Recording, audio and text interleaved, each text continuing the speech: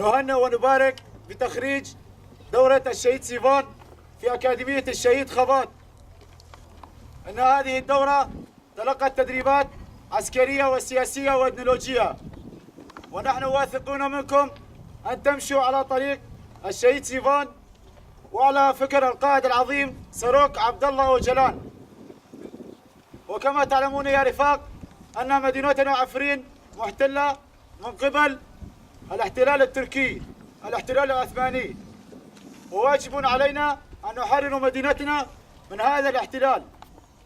وكما تعلمون أن جبهات القتال مستمرة في شرق مدينة دير الزور على التنظيم التكفيري داعش.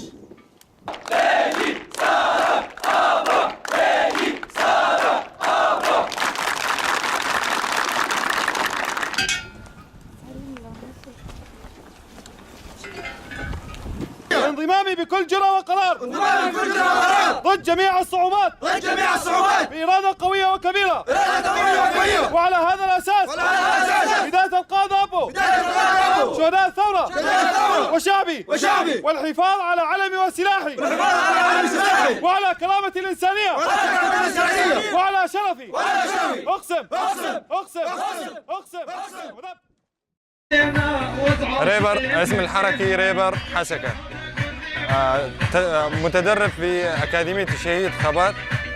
تم تخريجي من دورة الشهيد سيفان. تلقينا دروس عسكرية وسياسية وإيديولوجية.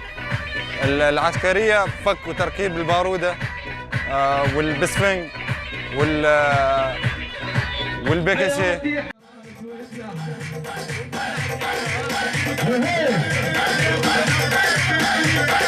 يلا نطلع دورية، يلا نطلع عودة.